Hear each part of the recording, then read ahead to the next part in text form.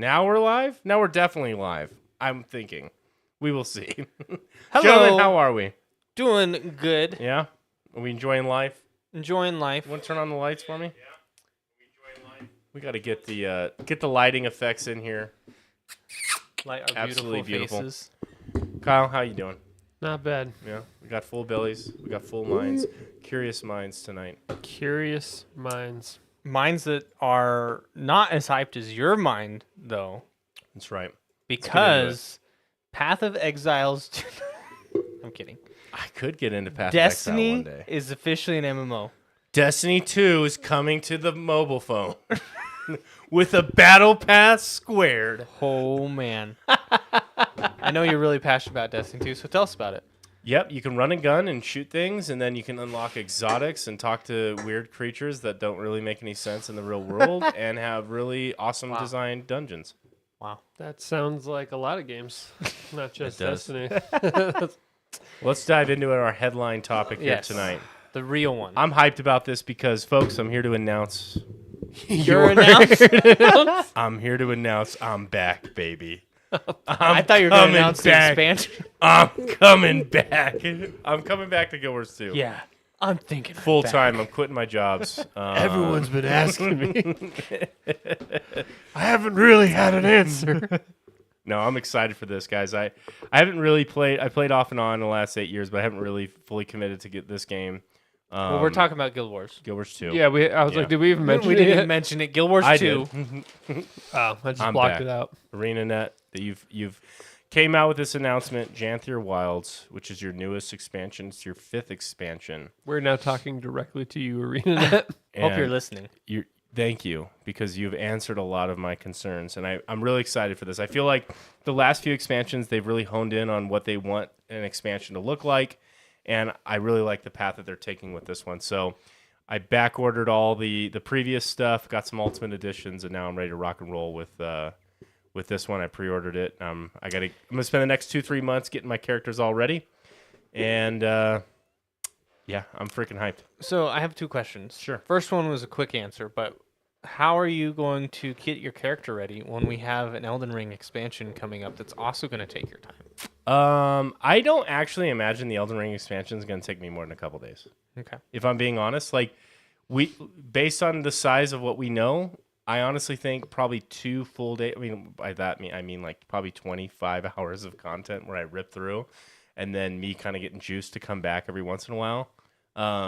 But that's about all I see it being. It might be more, it might be less, but I've already done everything in that fucking game. There's nothing going to be for me to grind to once I've killed all the bosses. Does that make sense? Like I've already hit max level. I can do all the things. What if they add modifiers to old bosses?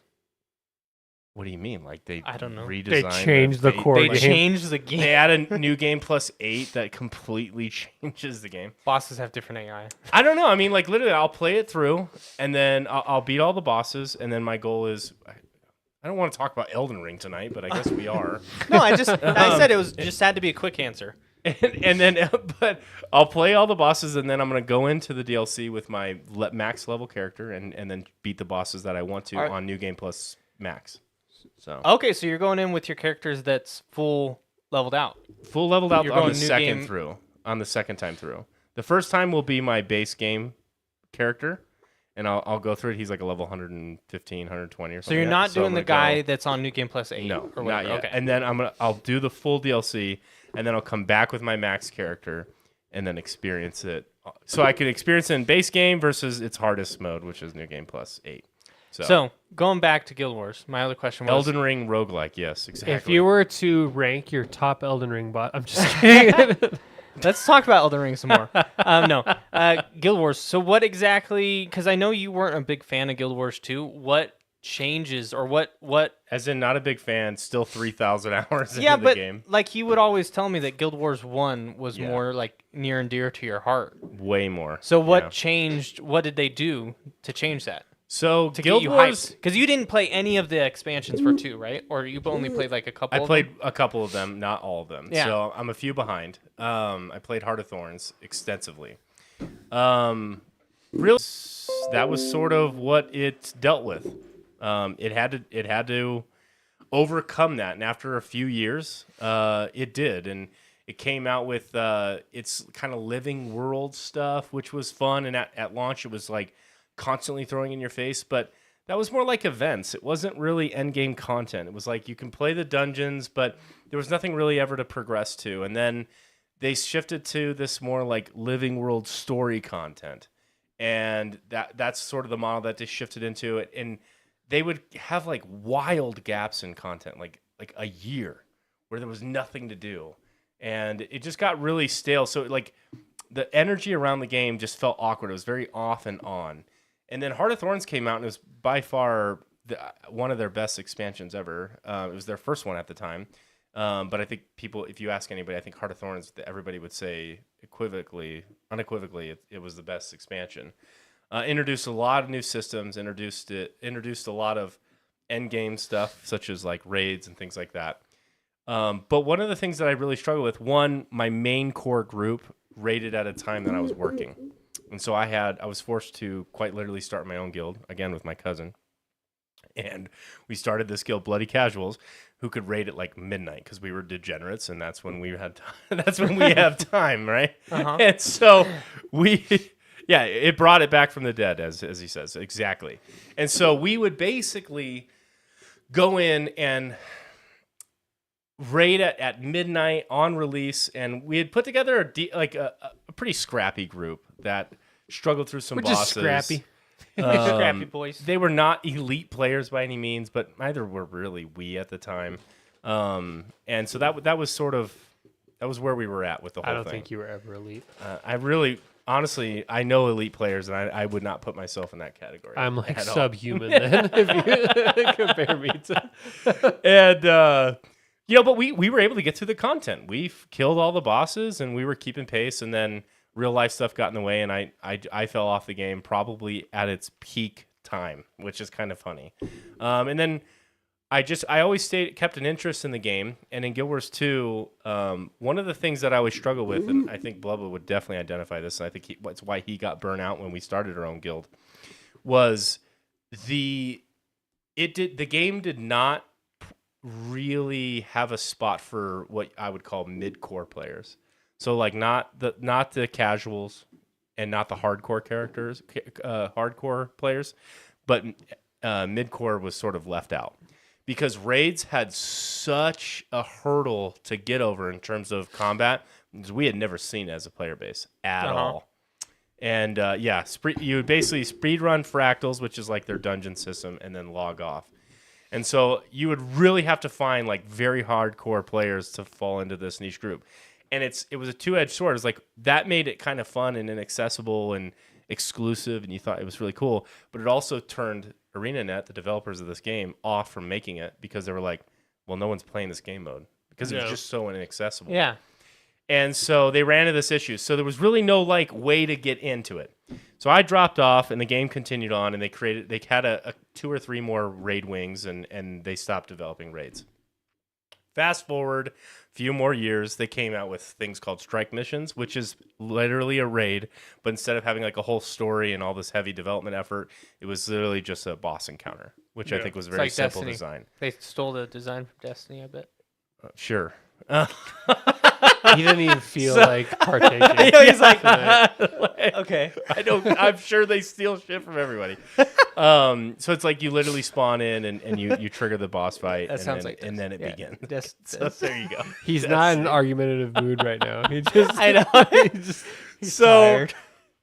So these were easier encounters, more accessible, and power creep had gotten to the point in the game where a lot of classes were very flexible, and it kind of made it more approachable. Because again, when raids first came out, you had to play a very specific team comp to beat it, and if you didn't have those characters leveled up and fully ascended gear, it was difficult. Translate that to strikes, you have a much more approachable entry point into raid type content, because what they did was they had their normal mode, which was just the strike mission, which is very accessible, and then they had challenge modes, and these challenge modes were exactly what they sound like, much more of a difficulty tier.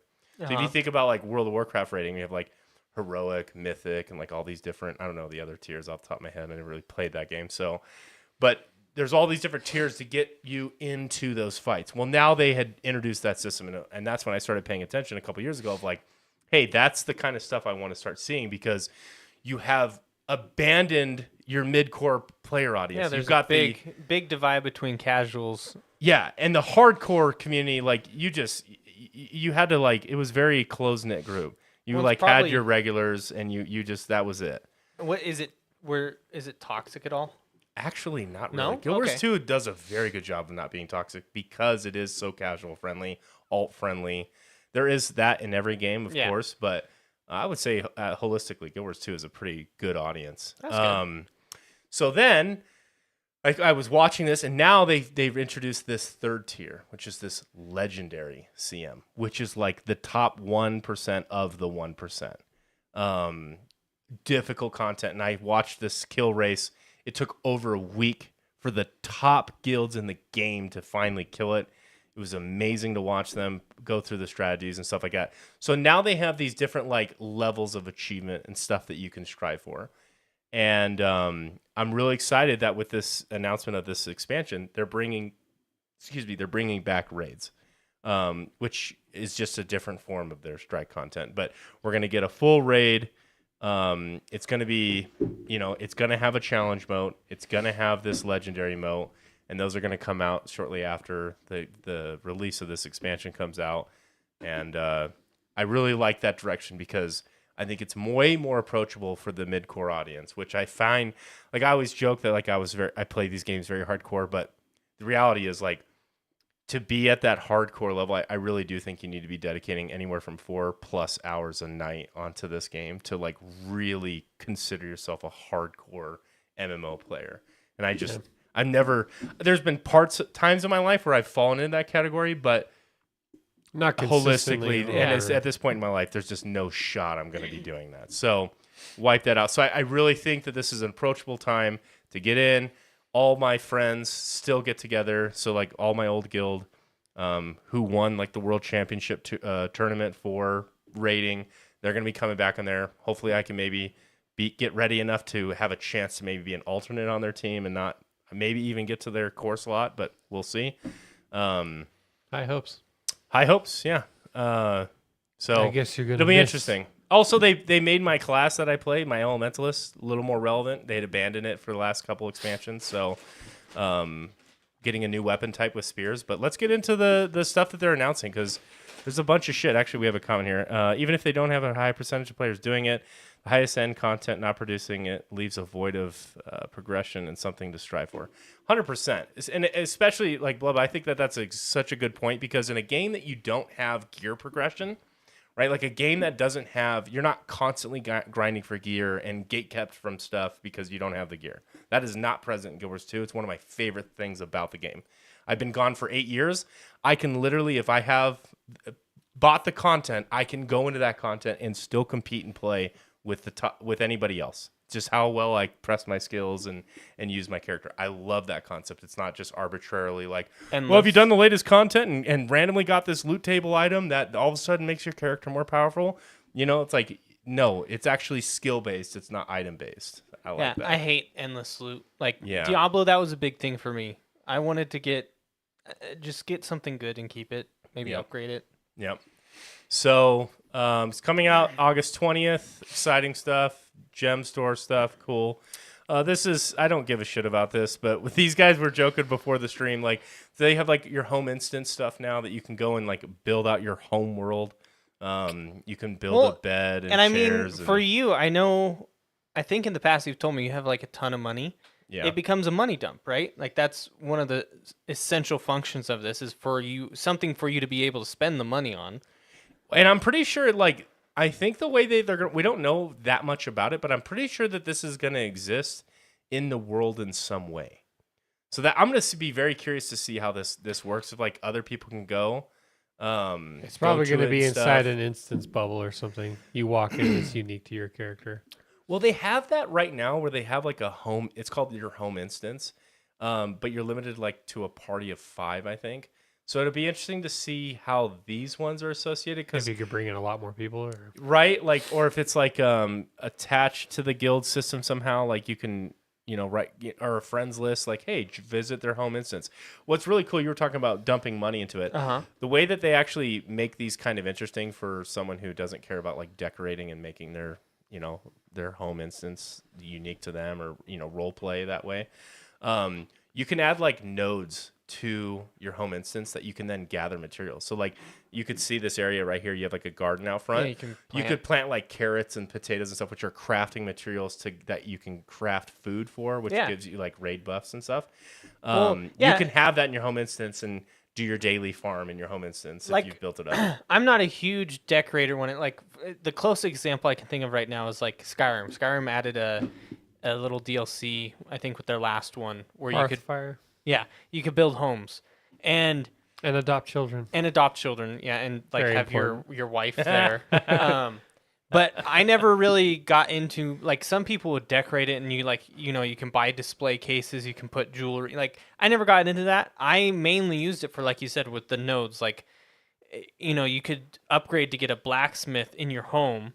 Or like a blacksmithing area. That way you could craft your own stuff at the home, and then you also had your garden. And see, and I think that's exactly what's going to occur here. Like, actually, I didn't even think about it from that perspective. But in Guild Wars 1, guild halls were sort of your own instance, and you would add traders and stuff like that. So, like, I could see players having, like trading post guys, merchants, storage, all that stuff being able to add to this. I don't think that that's a feature of home instances now, but I could see that being something that you can dump a bunch of I gold love into. decorating.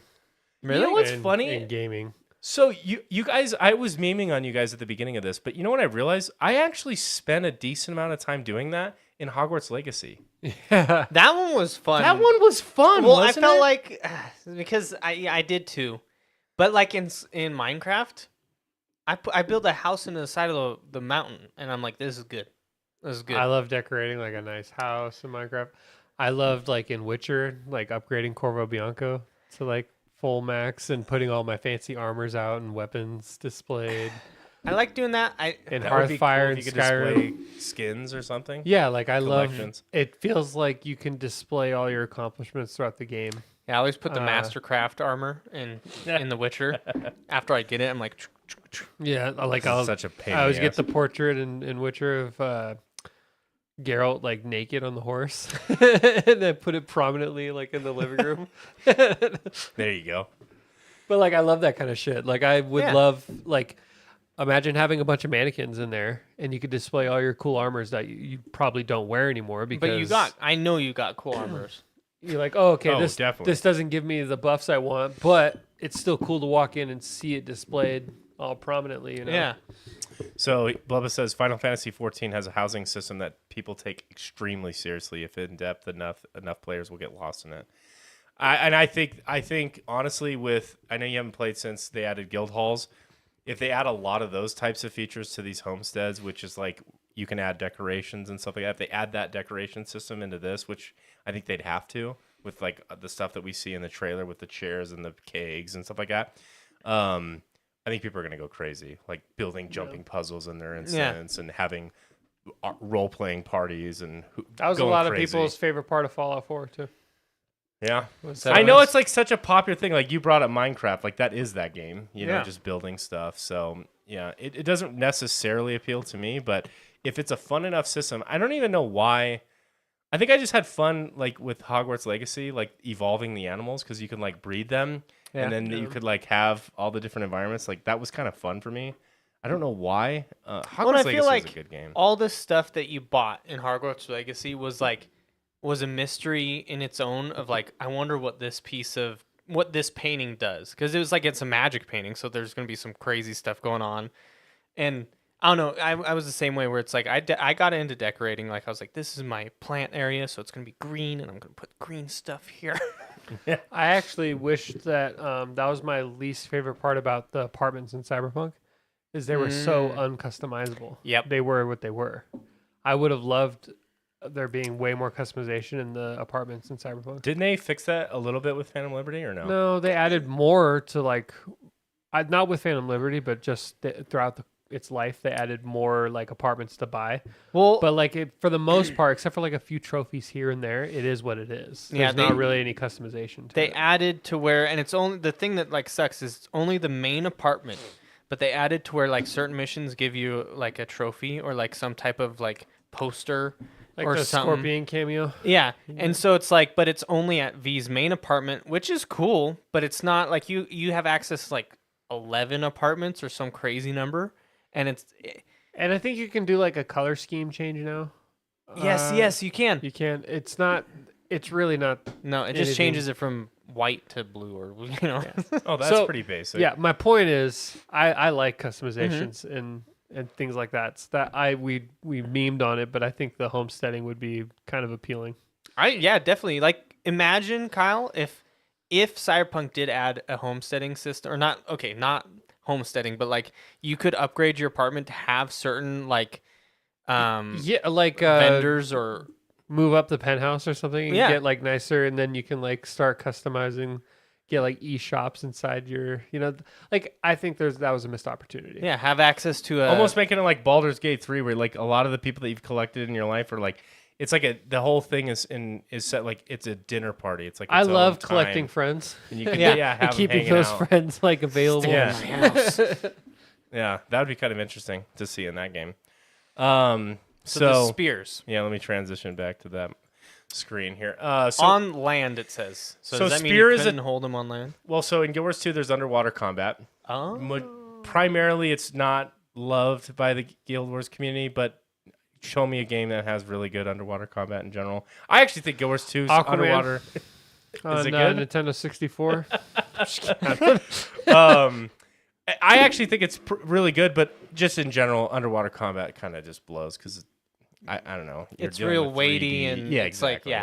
yeah. So spear is already a type in the game. It's just an underwater weapon. Now they're introducing it to be able to be wielded by anybody who can wield that. Not every class can wield every weapon type. So like right now, elementalists like can't Baldur's use Gate. spears. Exactly. So they're introducing it with this to where if you have access to it underwater, you can now wield it on land, which is really cool because people like a lot of the spear skins. And spear was a weapon type in Guild Wars 1. And they So took there's it away? yes, and there are rumors of like coming back with like the voltaic spear weapon skin, which was a fucking beautiful weapon skin in Guild Wars 1.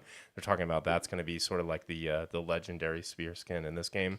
So people are really excited about that. It looks like from this trailer that the Paragon win.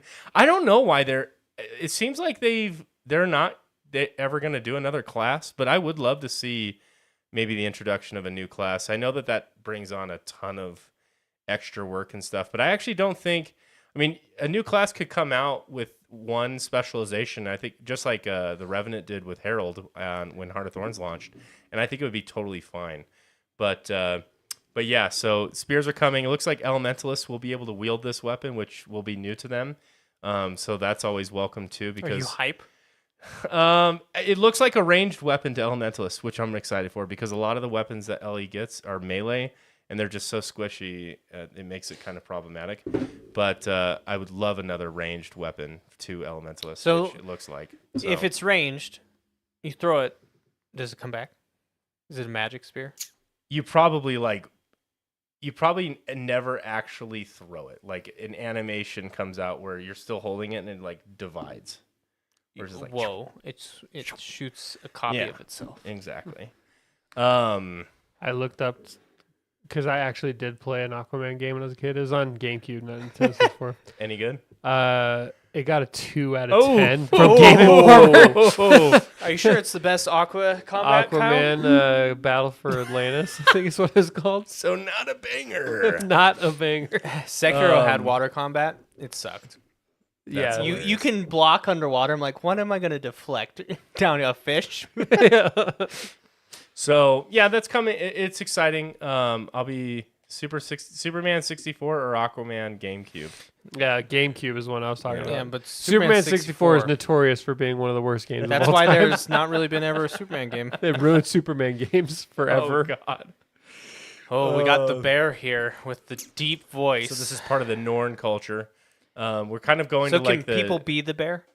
Actually, it's one of the forms that you can imbue, and you can look like that for Be the some bear. short time. I'm thinking so, Be but the like bear. as relevance, it wouldn't be that good though. Like for usage, Usage. like you could use that skill, but it probably blows. Let's just say that It's not a playable race. right? Like, no, definitely not. No, you have your Norn, Sylvari, which are like plant people. Kyle played as one of those. You have your Azura, which are like mini little alien dudes. Is that what you play I as? don't know. I play They as look that. like kind of like Gremlin. not quite Hairless gremlin. gremlins. They look like what the Rabbit Stitch. human Lilo and hybrid. Stitch. Stitch. They do kind of look like Stitch Stitch without hair. Yeah, Stitch has hair. That's what the blue is. He's Oh. furry. They have hair. Oh, okay. They have hair. And Like furry, like that, or just Oh, you like could have an afro. oh, they have head hair. Yeah, They have body hair too, don't they? I don't think so. I think they're The Azure. yeah. I think they're pretty skinless. Yeah. Oh, Skinless. Decompressed fish race. Yeah, that's what they look like. I like saw it, yeah. decomposed. Yeah. I don't know. So anyway, Yeah. that's you saw the raid encounter and you talked about bear form. Well, Raids. there's a picture of him. Raids I'm hyped for. So like I mentioned at the beginning of this, raids are going to be introduced again. We're getting a whole new raid wing 8, I believe it is, and very excited for how they're going to introduce this. They're going to be doing the classic instance, and then they're going to be using the bosses as well in open world events. And this Yeah, is I read that. fantastic. So again, they don't have they're not like the World of Warcraft, the Blizzard of the world, where they have hundreds of developers that can work on this. I love the idea of them being able to use this content and place it in other formats, and furthermore make it more accessible. Yeah, because 'cause- if you can learn the mechanics in an open world boss where effectively like the risk is 0, right? And you can learn some of the basic mechanics of what he does, and then translate that to a raid. Again, you're just making your player base more intelligent and prepared for these fights. So I think it'll just be really successful, a successful model for them. So, the Warclaw. I think Guild Wars 2 does mounts fantastically, and I cannot wait to. I've only It's a giant seen them. cat. I quit before they came out with Path to Fire, I believe, and so the mounts. Everybody raves about how good they are. Like, I'm talking players who have played it in many, many different types of games. And so there's like you basically collect these different mounts throughout the world, and they all have different purposes. You have like ones that can jump really high, ones that roll really fast, like the roller beetle. You have ones that Holy God. fly, and right? It's super hard to control, but they fucking roll fast. And people just love them. So it looks like they're introducing a new mount for World versus World, which is probably one of their best game modes ever. Like, it's underserved, but is really, really interesting. Let's see. They're developing a new PvP mode, which couldn't give a fuck about. Who knows what that's going to be? We'll see. Epic Game Store. Big time. There's nothing to react to here. This is it's like when it came out on Steam. Is this the Just more first third-party accessible. launcher that it's on? Steam was the It first was one. on Steam. They did it a couple years ago. I think they still I think it helped a little bit with accessibility for people playing it. But at the end of the day, this doesn't change anything about the game. But It makes it Overall- more epic. More accessible to people who, for some reason, only have Epic Games Launcher. Because they could run Epic but not Steam. Yeah. Roller Beetle is legit just a pod racer. Yeah, pretty much. That thing is Is this pod racing? fucking fast, dude. This is pod racing. Roller Beetle. But it makes the game like they introduced it. So mounts, when they originally came out, they were a late game mechanic. But now they've introduced a way for you to get, if you're a new player coming on, you can get the Raptor, which is like pretty much the most all around mount there is. It's very fast, very mobile, can jump, and athletic. You can get that now at the beginning of the game. So like as you're exploring the worlds, you have this mount to go through on. And like very early on with like a fresh account, it makes it way more accessible to Do you new get players. attached to your mount? Dude, I think there's like Emotional different attachment? skins and stuff that you can Like, get for it. I'm talking like Red Dead Redemption or Ghost of Tsushima. where I cry when they die. I don't. Well, they don't ever die because Oh. they're forever in your collection. Well. But you have to collect. Never gonna these. have those story moments you're looking for. Yeah, I know. So I'm not that close with it, but there are some mounts that take considerable work to collect. Yeah. Like it's not like you just go and talk to this guy like, here's the roller beater that you can ride whenever you want. Chucks it to you. Like you have to go and do a shitload of stuff. So there might be some attachment. Like every time you You get put on in it, a you're ton like, of I work. fucking earned this. Yeah. Like there's one like a sky scale, which is the one that you fly with, and you can swing up and like go everywhere with, and it's very difficult to get. They So like, stole when that you get mechanic it- from Arkham Knight. I knew it. The gliding. Arkham Knight. Okay. From the Arkham series. So anyway, the skins are insanely cool. Blubba says some skins come from a gotcha box. Yeah. There's They have a there's gotcha definitely system. well, that's how Guild Wars 2 survives is their gem store. So you buy a lot of their cool skins for things like that come out in the gem store. So just the way that it's a free to play game, so what can you expect? But it is, I guess it's free to play, buy to play more. I thought it was one-time purchase. Well, no, they actually have a free to play model, so you can play through the entire base game. You mean when I bought it 10 years ago? Did I you coulda- buy it? I could have just waited. Do you actually own it? This was a long time ago when I bought it, but I'm pretty sure it was not free to play at launch.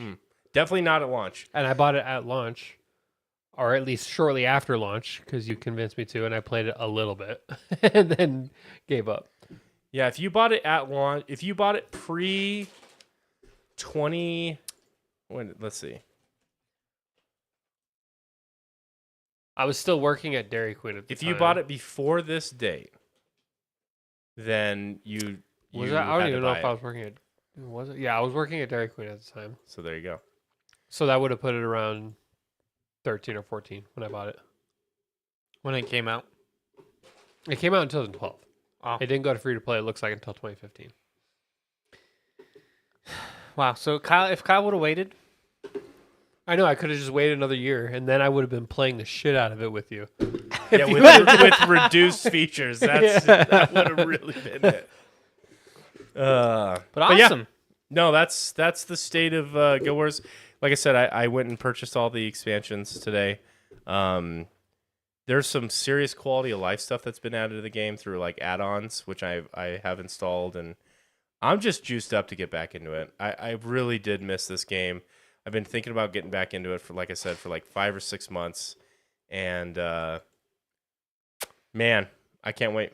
I really cannot wait to get back into this and It's coming full soon. send. August Coming tonight. 20th. Well, I'm gonna get back into it tonight. Oh, Tonight, huh? tonight. Tonight I'm beating. So we're just gonna 4 keep expansions. we're gonna keep you busy all night. No, you're leaving here. The No. moment we end the podcast, I never really You're leave. out. Last You're night right. I slept on the other side of your you're pool. here. You couldn't see me. You're right here. You're forever in my heart. Always. I'll be right here.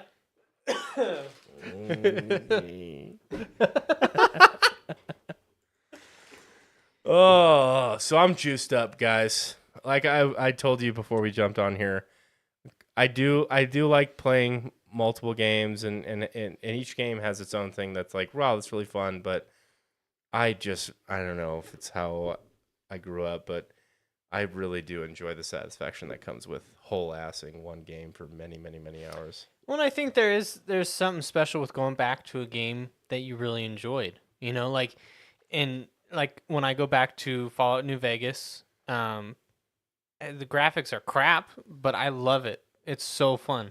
Yeah. And it's like you get a dose of nostalgia on top of having fun, because it's a good game. Yeah. And you know it, you know. Fallout New Vegas is really good. Yeah.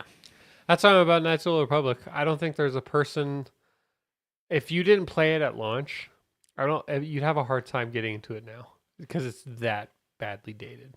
But you know, that'll always be my favorite game. It's 21 years old now. Wow. That game. It's insane. What happened? But it still holds up. Story wise, Yeah. it's a great Star Wars story. Gameplay wise, it is very, very dated. but it's like, you know, Drew Karpyshyn, I think his name is. He wrote the first 2 Mass Effect games. He's also one that wrote Knights of the Old Republic. The good writer. Yeah. Mass Effect 3 was great, What but is- you can definitely tell there was a certain amount of story elements that kind of fell off after he left. Where did he go? I Is don't he know. making anything? I don't think he was. I don't know what he's making right now, but I don't think he was like. There wasn't any controversy. I think he just wasn't there. He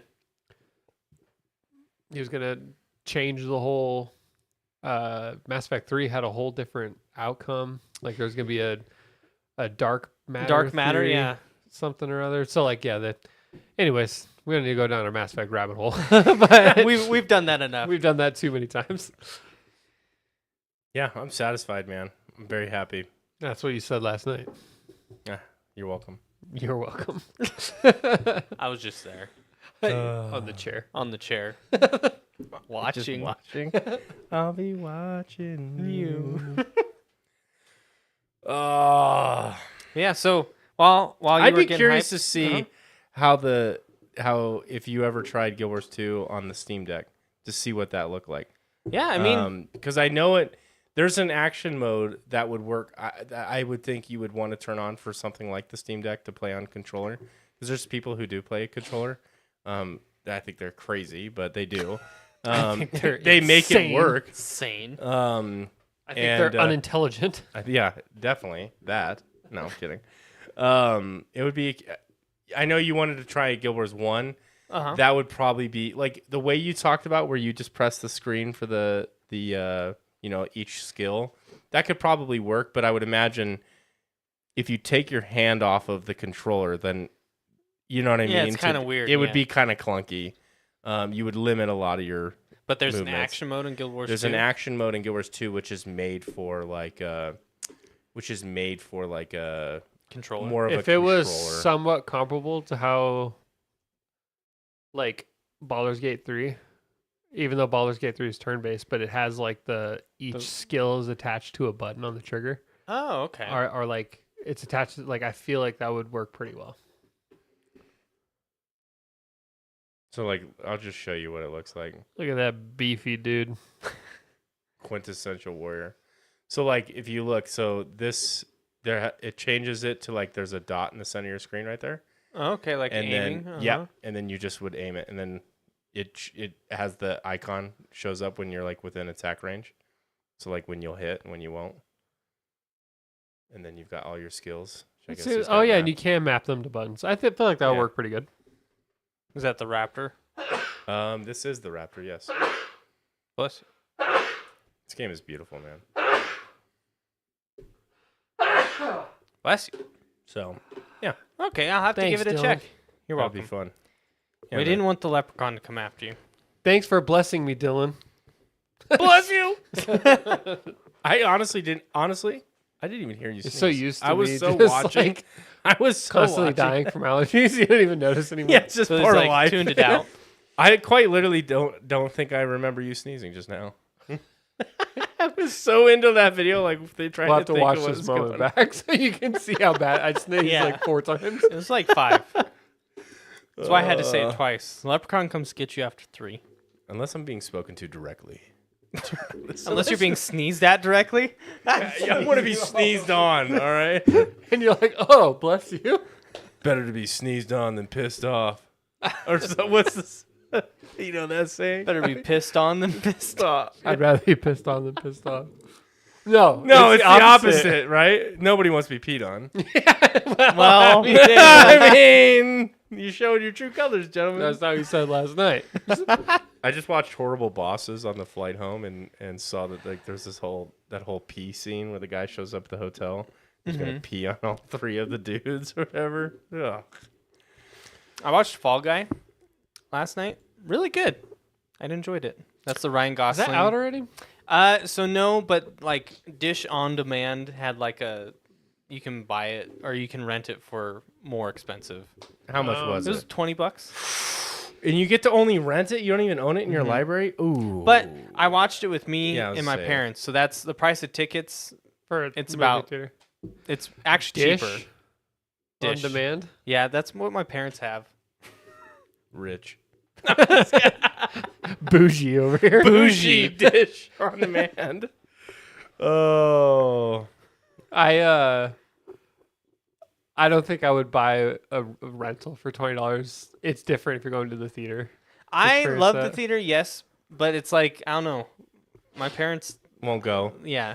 I love that it's an option, and charge an exorbitant amount of money if Yeah. that's what it's going to cost for you to make money and for me to stay at home and enjoy the convenience. I just don't like the idea that it's only rented to you and you have like 24 hours to watch it Yeah. and it goes It's away gone. or whatever. Yeah. I Um, wish it was more like you rent it, you like bought, you could buy it and it was in your library. so, Billy, you But- reminded me, I read today, there's an update. Godzilla Minus One only took 10 million to make. No way. Yeah. And then- Hideo Kojima was interviewing the director for some reason. Hideo Kojima. Kojima was interviewing the Kojima, director. Of He's actually -1. a huge film fan. Yeah, and He so releases like his top films of the year every year and stuff. and so probably on his podcast, I imagine. And Yeah. but yeah, the budget the director said was 10 million. And there's no way that all went to special effects. I bet you the special effects department had half of that, maybe. And that's insane. Like you look at some of those scenes, some of them, yes, are a little rough, but some For the resources they had to work with, that was a well-deserved Oscar.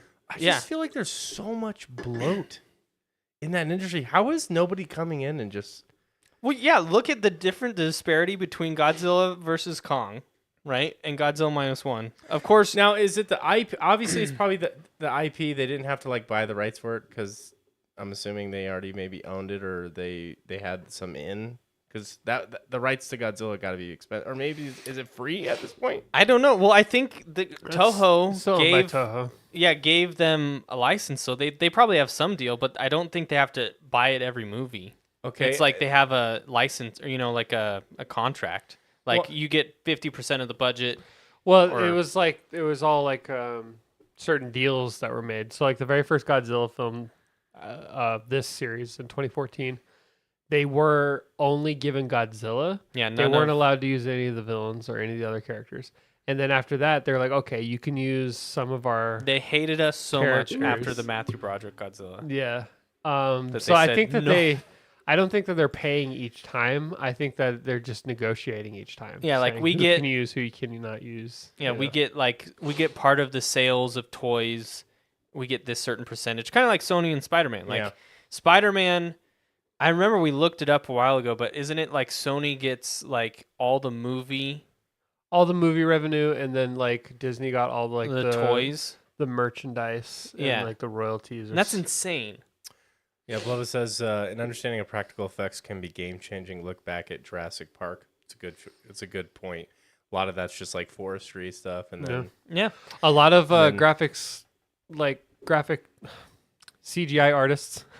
A lot of them still hail Davy Jones in Pirates of the Caribbean oh yeah, as the single greatest achievement in film. Like it's flawless and people can't recreate that. It's still so good, and that movie came out 2007 was the third one. but Our that World's was the most expensive film ever made, right? When we looked at it, wasn't End. Was it? when adjusted for inflation? Wasn't that? I think it Pirates was. of the Caribbean is Possibly, the most yeah. expensive film ever made. Well, it's was that Weta, Kyle? Probably, right? Maybe. and I know a huge portion of the budgets of these films go to marketing. I know Mhm. that, like probably, let's say at worst 50%. Like so, if it's a $150 million movie, they spend $75 million on it. you Depends know, on the movie too, marketing it. though. But it's to me, Some movies do a bad job at marketing. You yeah. can tell. Like what? Still, at the end of the day, what did you just spend $150 million on to make that movie? I don't. We tried to figure it out. Like it doesn't make Well, and then sense. we remember we looked at Godzilla versus Kong, and then we looked at Godzilla X Kong, and it dropped like by half Yes. for some weird reason. And I'm hoping that like when they create these art assets That they just could reuse them, them. yeah. And we've gotten to a point where it's like it's so good that they can make minor tweaks and it's so cost effective because that's the whole idea of technology paying off. It's not that it just continues to ramp up in cost. Because if you're spending let's just say it was $50 million, let's say it was $75 million to the movie budget was $400 million, right? When we looked at it, it was like 300, I think, 400, yeah. 400 million. let's say 200 million of that went to marketing. I don't think it was anywhere close to that, but let's just way over exaggerate it. Mm-hmm. And let's say another 100 million went to casting, directing, productions, all that stuff. $100 million went to CGI. Like, There's no way. There's no way, Yeah. right? Yeah. Who's footing that bill? Or are they So- just absorbing it to show like a loss or a higher budget, higher operating costs to say, well, this producer was on it, this producer, so they don't have to pay as many taxes on it. Adjusted for You know? inflation, Pirates of the Caribbean Dead Man's Chest, which is the one that introduced Davy Jones, is ranked number 20. 20. What's number one? Is it Number Avatar? 1 is The Force Awakens. What? Adjusted for inflation, it costs about $575 million to make that. What- The Force Awakens? Number 3 is Pirates of the Caribbean on Stranger Tides, which That's- isn't even the one that has Davy Jones. Force or... So that's kind of weird. Huh. What's number 2? At World's End is number 6. No, what's Number 2 is Jurassic World Fallen Kingdom. Jurassic World, not even the OGs. And Fallen Kingdom, which is the second Jurassic World. Yeah. Wow. Huh. I don't know. It is Interesting. weird. Like, because if you think about it, you look at Godzilla -1, right? And that took 10 million. And, like, just thinking about it in my brain, you probably create the art asset of Godzilla, right? And then you have destroyable buildings. Like, that doesn't... I don't think that would cost an exorbitant amount of money to do versus... I don't know how you'd get 100 million. I don't know. I honestly feel like they're just inflating or like carrying forward costs, like so that they show an operational loss, or they show less like. I think there's creative accounting going on. I don't think these movies are that expensive to make. Doctor Strange and the Multiverse of Madness was more expensive than Avatar: The Way of Water. That's fucking insane. And the CG Wow. is so garbage. Was it compared to Sam Avatar. Raimi that wanted the money? It was only more expensive by like literally $1 million. So basically the same price, but still. Like that's crazy. So it's not necessarily how much a film costs, it's how you're doing it. Like the process. And Well, Doctor Strange came out. They were probably like, we don't just get it done right now. We'll pay all the extra.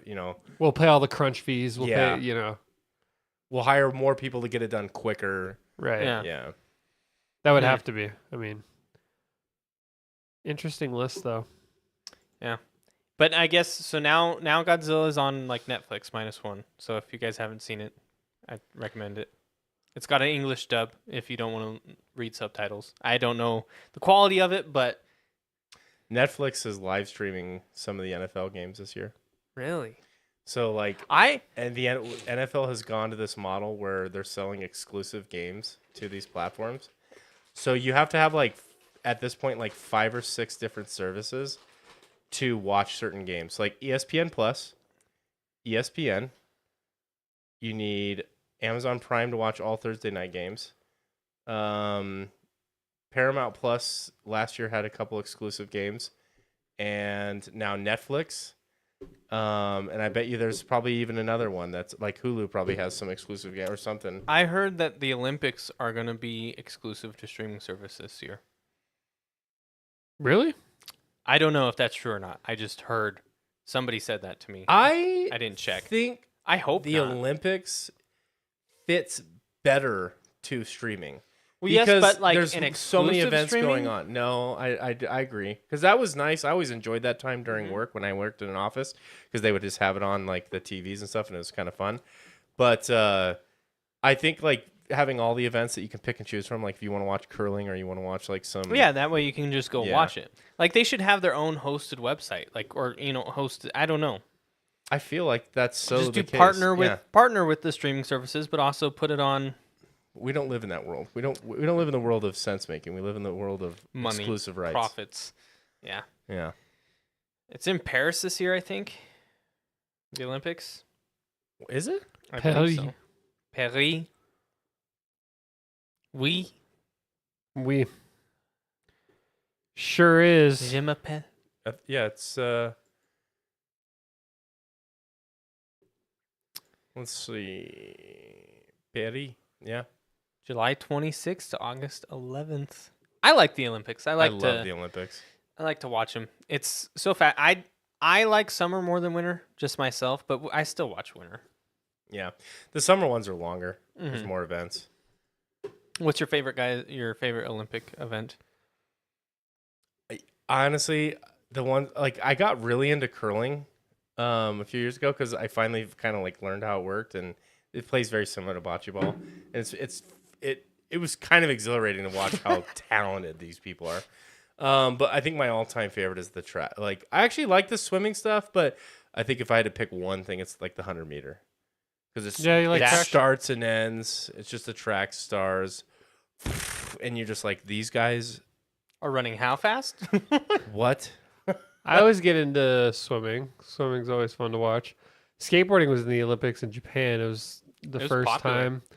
I really didn't like they brought it into the Olympics and they just didn't really know what they were How to looking at coach or, it or judge judging, and like the people Events. that like they just didn't understand. Like they should have just like literally transferred the X Games model to the Olympics and it would have been fine, but they tried to Make put their it own spin on it, and like not saying that the people that won weren't good and could have easily won, but like they were like the commentators were like naming tricks wrong and like saying weird ass shit, and I was like, yeah, this is like so commercial, it's not even funny. Oh, they're doing a Yeah. kick flipper. They would just say random shit too, like he's coming up a backside lip slide, and it was like a nose slide. I'm like, what the fuck? So They I couldn't hire like some incredible people in that industry to call that out. They had to like, I mean, I'm sure that's not easy to like in the moment call out tricks because they happen so fast. But there's got to be people who have been in the they sport have people long that enough. do it in Street League In and X Games, yeah. So I just went down a rabbit hole. This is totally separate. I just went down Mm-hmm. a rabbit hole on most successful films based on budget to profit ratio. Mm-hmm. They're all gonna be indie films, huh? The most Clerks. successful film of all time, with a budget of $15,000. Clerks. No, Paranormal Activity.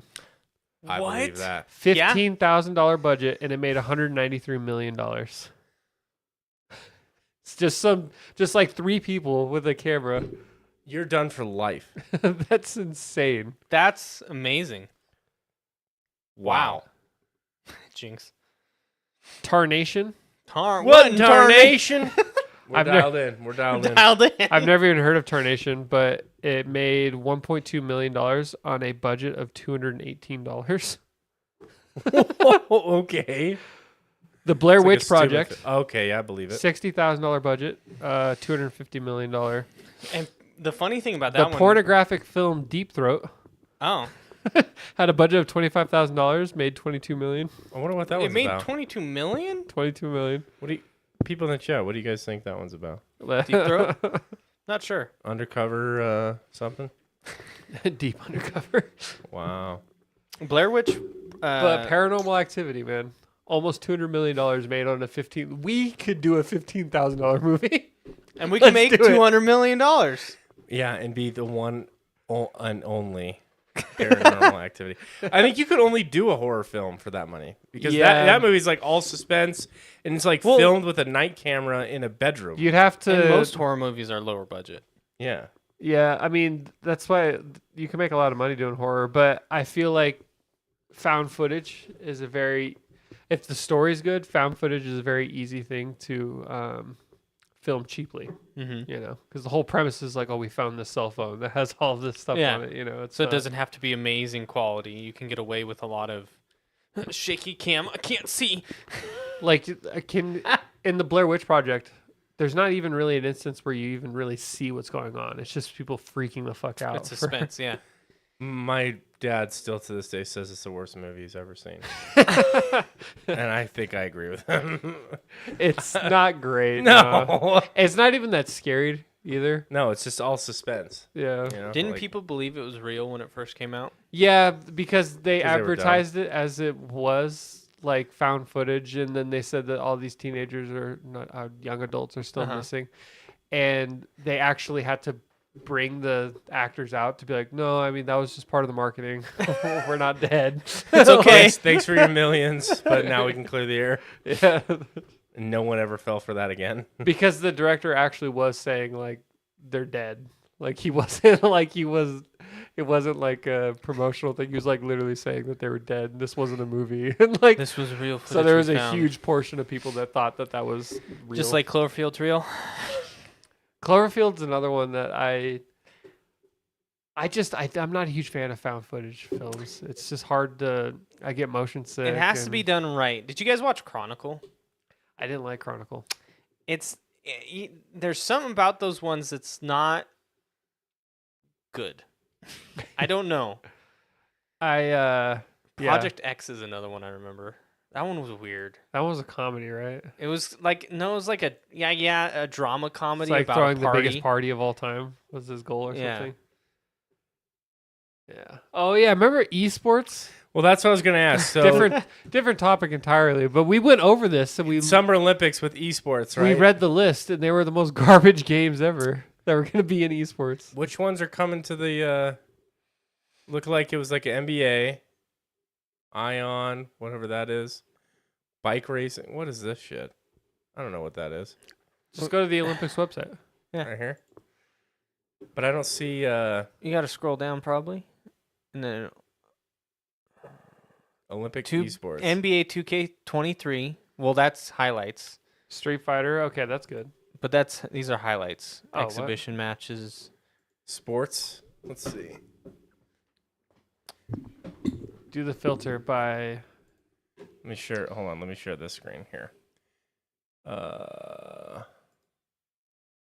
Do Paris? And summer games, right? Yeah. I guess actually all doesn't matter because it might have happened in the winter. Would it be E? E was equestrian. That was the only thing. Rhythmic gymnastics, no. Cycling, BMX, diving, modern pentathlon. I didn't see I didn't see it either. We came across the full. There was like a full esports league, and I was trying to remember the name. There was none of the big games that you would imagine. It wasn't like League was on there.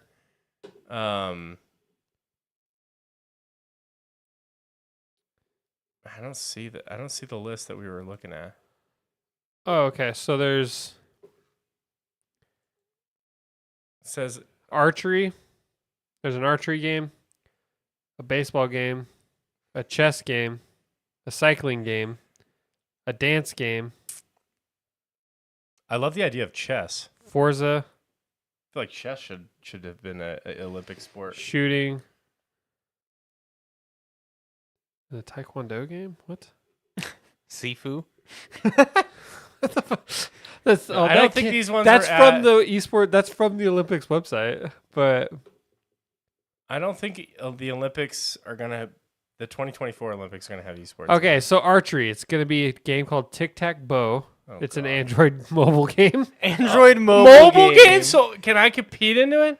The baseball game is going to be WBSC eBaseball Power Pros. It's a game on Switch and PS5.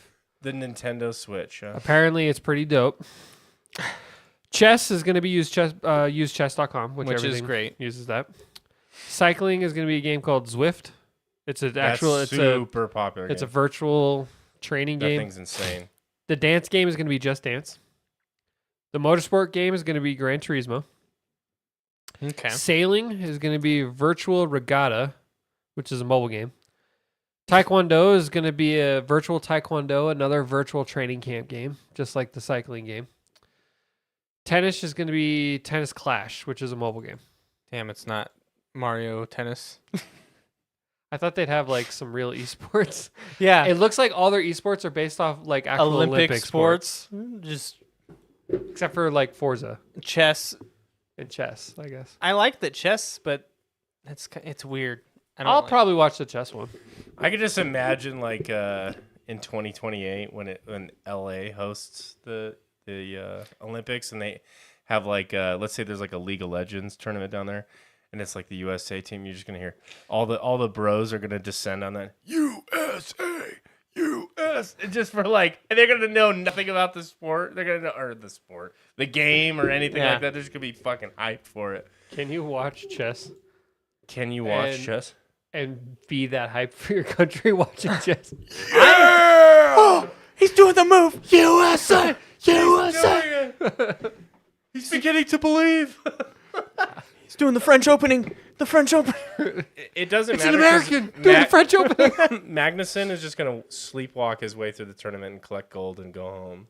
No. That dude's on another fucking planet, dude. He like stopped playing chess because he got bored beating everyone, something like that. Like I could see it. I do know. like watching chess online. Like they've had a few Twitch competitions, and one of the guys I watch, he competed in it, and it's fun to watch. And like I don't know much about chess myself, but it was fun to neither. watch. I know chess is often cited as like the perfect game because I don't know. The perfect tabletop. No, the perfect game. Dungeons general. and Dragons is probably No, because the idea is you can teach it to a 10-year-old in 5 minutes, and yet you Yeah. can dedicate your life and never. I know fully plenty of master it. adults that can't learn chess. Even if you sat them down for 5 minutes and explained exactly what.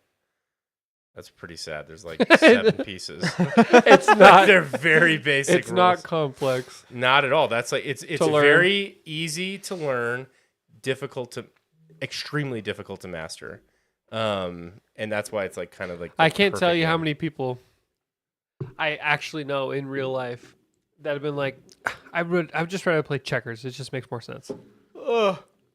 I don't want to use my brain. I just want to turn it off. It is definitely And those super people complex, should though. be sterilized. I To think. to master. Yeah, like well, Sterile. sterile. Okay, Billy. Damn. Meet different people. I agree, Bubba. Yeah. But yeah, like once you get into it, and once you're playing against somebody who knows what they're doing, It can be deflating. It's for sure. just hard as fuck. yeah, you're like, oh man, you're like, oh, but it's a lot of fun. And like chess.com, have you guys ever been on there? Yeah, you Yeah, could choose like AI difficulty. You could play with other people. And yeah. it's so fucking cool. The AI you can play against, like they have a training one that like talks to you as you're playing, and it's like telling you moves and like Why you that did move bad. wasn't a good one. You probably wanted to move this because, and it's like that's so cool. Such a cool resource if you want to learn how I to play remember when chess. chess really popped off on Twitch for a while. It got super popular. Mhm. Yeah. I don't know why. They started having like tournaments with Yeah. all these streamers that would play and stuff. There was that meme for a long time because Critical, he beat XQC in like 7 moves. And then when they went to his audio, like, how do you feel right now? And he's like, I am absolutely throbbing. And he like said that, and they were all like, all right. And just like kind of moved on past it. This is such a It was like so awkward. tie knit Yeah. freaking community. Top hat. Yeah, I just I think it is one of the examples of like a perfect game. You can explain it to someone very, very quickly, and like I said, you can spend your entire lifetime and never really master it. And I wish more of those things. The original founder of Blizzard recently gave Created chess. created chess. Yeah. He's that old. Entrepreneur. Gave like an interview here recently, I believe, and he just talked about I think he talked about chess in that one or something. Maybe he didn't, but he talked about like game design and developers and stuff, and it was such a fucking chess reforged. That would be so fun. He talked about like basic ideas in games, and it's like basic core philosophies and principles of how game design and game development should go. And he just listed things like that. Like no system should be very difficult to get in and like understand, but it should be very difficult to master. And if you can nail on that, then that's like a really, really good system. And there's like core principles in designing things. Like, and all the time in today's world, I'll see shit that's just over designed where it's like, you do this content and it creates this currency, and then you convert that currency into these bits, and those bits then get applied into this mechanic and get consumed for this crafting. And it's like, are we losing something here? Like, you know, like, okay, I get that we have things as like wikis and stuff like that I can learn how to do this, and there's some content creator that's going to be crazy enough to spend 20 minutes to figure this out and upload a video, and it's going to, you know, guide my hand. But at the end of the day, the systems, I'm not playing the game to play the systems. I'm playing the game to play the game, right? And I want to anything that distracts from like combat. If I'm farting around with systems because it's kind of designed in a poor way, that's not the best game. So at least not the best game design. So. I think a lot of the reason why chess is so perfectly designed, if you will, is because of how old it is. I just did a little search here. It actually originated in India. Its predecessor was a game, and I'm going to butcher it, but it's called Chaturanga, roughly 1,500 years ago. And chess as we know it, kind of pretty much its final form, is developed around the 1500s. What if they dropped a new chess piece? Chess 2. Yeah. The first Reforged. the Just first recorded reforged. chess tournament took place in 1575 in Spain. 1575. That's insane that a game has lasted that long, and it has been largely unchanged for 500 years. Not to mention that the predecessor is really not that different compared to what chess is now. Yeah, I mean, I think another example of a great, perfectly designed game is like Chinese checker. Is it Chinese checkers or Chinese chess? Where it's like the Chinese three. checkers Is is it like the the- 3-player one? Where you have like a neutral zone on the board, and you have to like. I think it is. Yes, Chinese I guess checkers, it's more than yeah. 3 players. Maybe he plays multiple You colors. can play with up to 4, I think. That one's a really same kind of thing. That one's even probably easier to explain than chess. But There's this one that I learned. It's a Japanese game called Reversi. I love that one game. is so fun. They call it Othello in like other cultures. Yeah, But it's you just got 2 colors, super easy to explain. But it is so complex that like I really got into it, and it's fascinating. Like once you start to get into a game like that to the point where you're able to think ahead, you realize how much strategy goes into those games. You're like, I'm thinking like 2-3 moves ahead at this point. Like, and I'm making them play my game. Yeah, and that's how you have to play it, and it was fun. Backgammon is another really old one Backgammon? that's good. That's a great example too. Blackjack, Poker. poker. Did you Texas know poker was originally Texas Hold'em was developed in India in the 6th century AD? I think you're dropping knowledge on this for a second. I'm like, what the fuck? Texas Hold'em, The king and they and the called queen, it Texas Hold'em. They or didn't know. Texas. Yeah, they Yes. didn't know. It just is a coincidence. Texas. There's a Texas the was renamed after the Indian Buffalo running Buffalo. That's a great game. game. Running Buffalo. What's the Buffalo slot machine? No, just Buffalo. Yeah, Wild Buffalo. Wild Buffalo. Buffalo. Actually originated in Kansas. Beer pong. Yes, 1500. That is, some people have described that as the perfect game. It's just an athletic game. That's yeah. Talking a game of the mind. Game of the mind. Go fish. No, I don't like those games because there's like poker and blackjack. Like all those have an element of randomness. Yeah, it's chance. None of these other games have anything with chance. My dad is super, when he gets into games, he gets very competitive and very like into it. And I remember he had this book that he read called Backgammon for Blood. That's what it was called. Whoa. And then he used to play backgammon online and just go on absolute tears and beat like 40 people in a row and then go to bed. Jesus. Yeah, he loved backgammon. Huh. Probably before they had like an ELO system too, so he was just like Yeah, it's just this legend who's playing against like unranked. Like, I'd love to play this online. This guy's fucking kicking my ass. Backgammon. Yeah. That game's. I don't really enjoy that one too much. My dad enjoys chess, backgammon. He never liked checkers. My dad always said that checkers was like too basic for him. Yeah. It was like a kid's game in his Yeah, mind. that's kind of how I always thought of it too. It's like the baby chess. Yeah. It's the introduction to chess. Yeah, right. It's like if you don't want to learn each piece.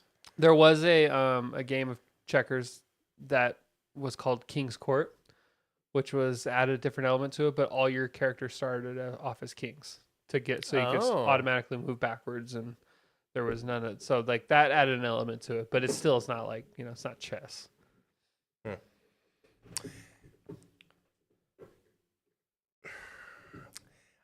It kind of blows my mind that there's people that still don't know, like in today's world, that don't know what like chess pieces do. Well, I mean, I think For that's how old it is. how old it is, but we've come into the age of there's so much shit. Like you heard, there's That's a so there's a true. This mobile is- game for bow shooting that's going to be in the Olympics. Why would you play chess? This Yeah. is the book. I remember it. Backgammon for blood. By Bruce Becker. I remember looking at it too. Jesus. My dad read the whole thing in like a couple days and then just became a pro. He's like, I've learned it.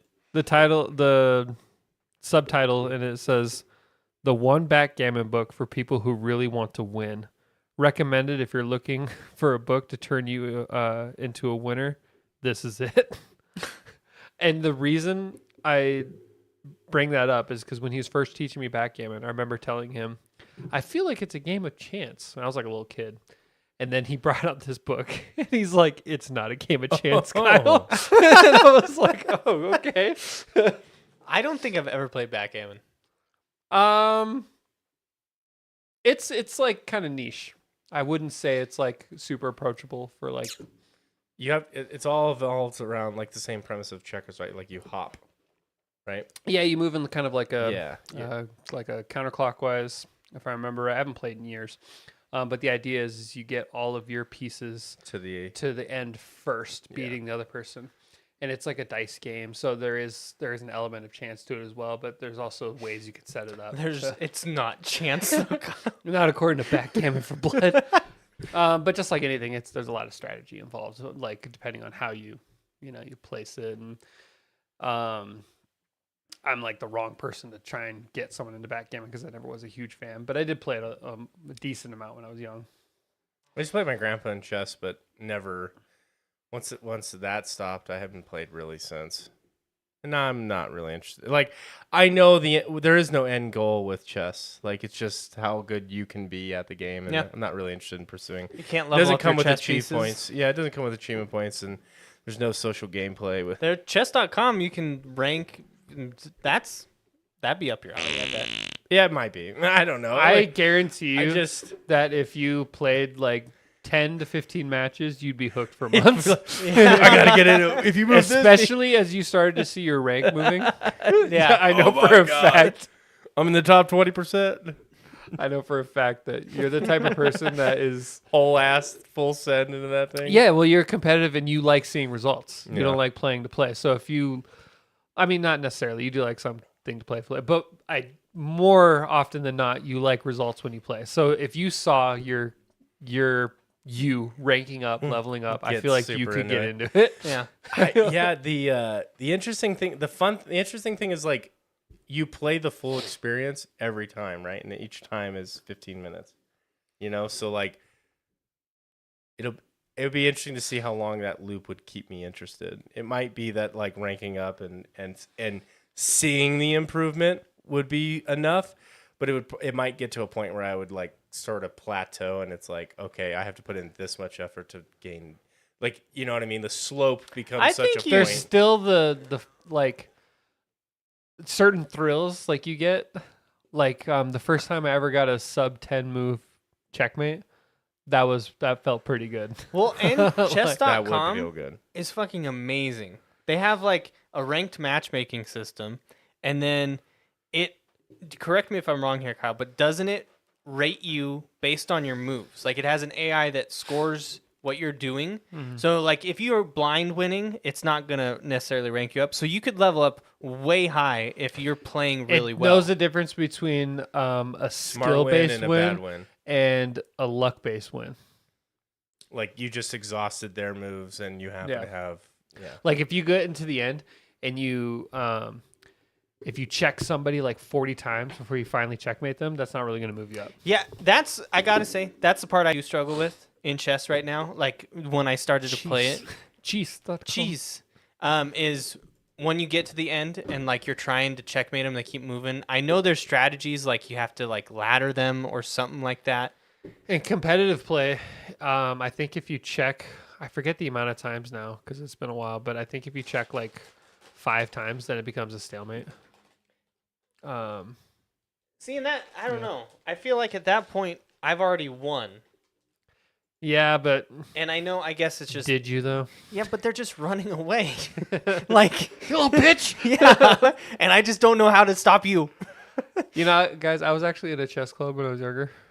Really? You were in a chess I was club? in a chess club, and I remember at the club they had this big like chessboard where the pieces were as big as you, and I thought that was so cool when I was a kid. That would be really cool. Yeah. That would be really cool. Billy's just going to play We're gonna chess play real quick chess. while we're on the stream here. We're gonna stream chess. All right, cool. Boom. This is 10-minute. How do I move? Oh, Calm it's down. a little laggy. A little laggy. We're You moving. moved. It's your turn. The timer is counting down. Oh, it's like official. Yeah, this is an actual competitive match. Okay. Okay. Oh, great. Katie Ratio podcast is not doing too hot. Don't worry, bro. Chacho. Is this the French opening, Kyle? This is actually the Great Wall of China method. We're gonna kick this guy's ass. Oh, Are we? shit. This person has already checked you, so Oh. you can't move that way. Oh. You have to move your king. Yeah. Oh, that's his queen, huh? Okay. Yeah, I that's his see. queen. Oh, We got this. Billy. Oh. We got this. We're gonna wear him down. This person on the other end is like, what the hell? And look at their name. Is it my turn? No, it's their turn. Their He's timer's counting down. he's thinking of a way to stop you from Being able to do that. bullshitting with him. No, don't move it back. Yeah, you can't. You can't. You're Does gonna he- move That's right what- into. that's where he would I go. see. I'll see. Didn't you just say you're embarrassed for people that don't know how to play chess? There you go. Put it there, and then you can get the king Well, no, I'm saying that they don't know how to The move queen, Dylan. or queen. I think that looks like more like a king's crown, in my mind. You know. All right, you're gonna Oh. sacrifice your queen. What do you? I'll take it with my horse. You didn't want none of this smoke, You want that smoke? pussy. Here. Looks like they just slammed on their keyboard. They're from France. Boom. Naturally. He What's had your- a. This is Hishibida- engaging content. And Billy goes in If- for some horse move. No, he's going with his. I might pull this one bishop. back. He's gonna take the bishop, And he's Okay. gonna pull it back. Why would he pull it back? I'm not too sure. Billy, you need to activate all your pieces. What? take control of the center. Oh, Well, Activate all the pieces. What Yeah. are you talking about? activate your trap card. what Yeah, I like, what I what learned- does that you want to fucking get mean? all your good pieces out and play as soon as you can. Oh shit! You can take it. You could trade. Is that a right good now. trade You for could that? trade. No, a knight is not as good as a rook. Rooks are the best because they can go What if I? endless amount of pieces. It's a castle, that's- so think of it as a wall, right? So you're losing a whole wall versus just like an L. You Mhm. know. Mm, So you can pressure the knight with your pawn. what, The like this? no the No. no Well, you could The pressure one- the let's queen do that. too. yeah. Let's do that. But you have the pawn on your right. The pawn If on you your move right. it up, I see. Yeah. you could pressure that knight. Oh, hello. Maybe put it behind your Your knight. knight's okay. They're not going to trade a knight for the queen. So There you yeah, go. pressure the knight.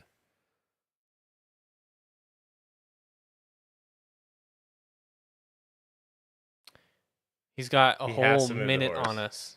Ooh. Oh, he didn't move the horse. See ya. So he's trading.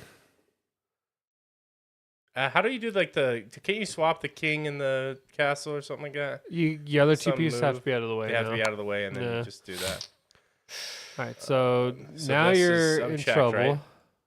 Yeah, you're checked. You got to move. Okay. I don't want to lose the queen for that. No. You're protected by the knight though, so you can take the. You could take. I could take the. No, Oh, you I can't take can't the do queen. that. You could take the bishop, and With your Well, you're would- he you're would- protected by the knight, so Oh, I see. he'd have to He would lose have the to- queen also. Oh, I forgot. Oh. Can't do that. Well, this might be good then if he over aggresses for that. Actually, He's playing way better. yeah, guys, No, it's gonna be all right. It's embarrassing. Okay, it's gonna be all right here, guys. We're moving at light speed. Did he move? I really already? wish you didn't use the Katie Ratio podcast name. Just kidding. Oh, he moved. he moved the rook. Now Yeah. he's fucked. Now he's fucked.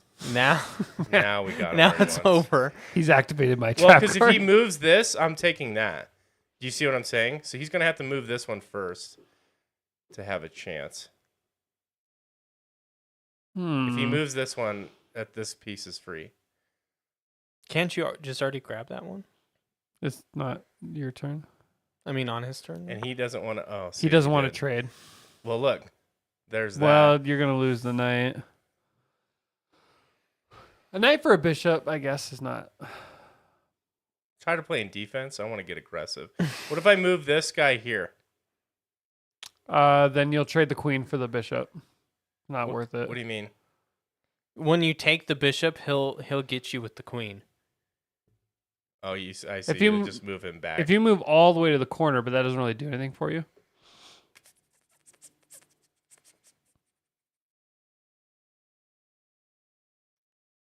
You got 6 minutes.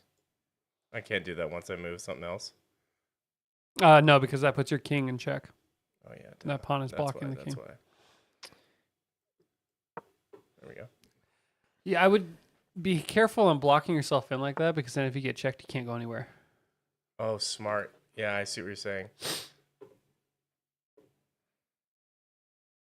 You can move that pawn and see if he wants to trade a bishop for a bishop. Open it up.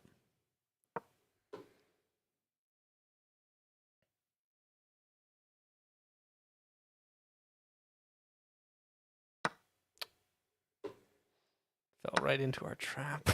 Got him, bitch. Got him. Don't worry.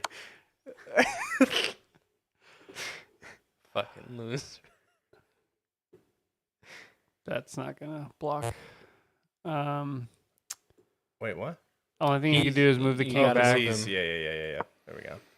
You could have moved the queen forward, then it would have been a. Better move.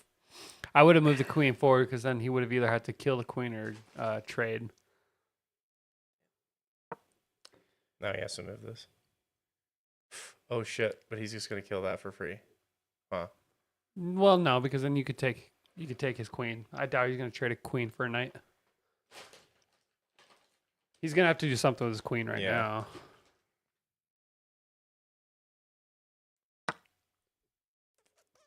So you can take his queen right now How?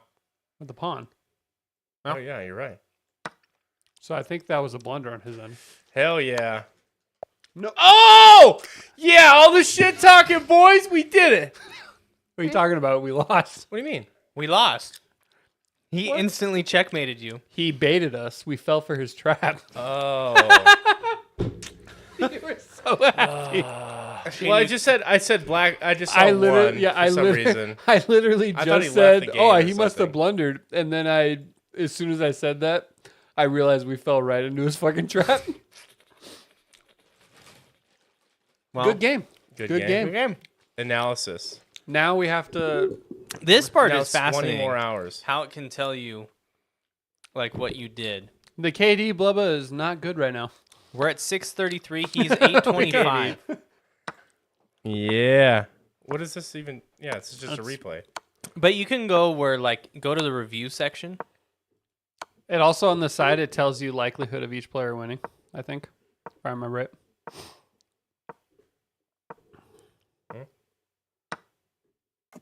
Where? Like, if start over from the beginning. Analysis details. Maybe? How do I? Here we go. Yeah, see the line? The white- line that tells you the likelihood of who's going to win yeah. based on how they're Okay. playing. So as it progresses, look how quickly it goes into the black's favor. Ooh. So moving the king. Getting boxed in like that. Well, I guess he did. He checked me right there. right off Yeah. the rip. I guess that is a strong move. I could have moved that guy to there, I guess, and put pressure on his king. Although he did the king swap. This makes me kind of want to get into chess again. I haven't played in I so have long. No interest. You didn't get any kind of thrill with that? Not really. I wasn't really going ham. We should play each other. I have the chess.com app on my phone. It's Let's fun. do it. That would be fun. I would like Yeah. that. That would be fun. I would do that. Can you do three-way? That's a joke. Yeah, they added a third player. Absolutely. It's gray. The gray just on the side. There's a third board. There's gray and light gray on the other side of the. It's actually like, what is it, 3D chess? 4D chess. I'll add it on my phone too. Kyle can play as the Katie ratio because he's got the email, and then we can do our own accounts. I already have mine. Let's do it. Yeah. Dylan, where can people find us? They can find us on YouTube, Instagram, Spotify, any major podcast platform, as well as hopefully you're watching us stream right now on YouTube at 7 p.m. Pacific time on Tuesdays. Yeah. Come give us a like, subscribe, and hang out with us. We have quite a bit of fun just talking about whatever we want to talk about for that day. Oh yeah. Watch us get demolished in chess. That's Watch right. us get we demolished. We might- have to we end might- every episode with I was that gonna now? say it might be a nice little reoccurring thing. We open the stream with that, or we end the stream with that. Yeah, don't and know. I mean they have that puzzle mode too, where it puts you in a game that already exists, and it like asks you how to solve or how to get end out it. of this. Yeah. Okay. All right. And remember, it's a good kitty.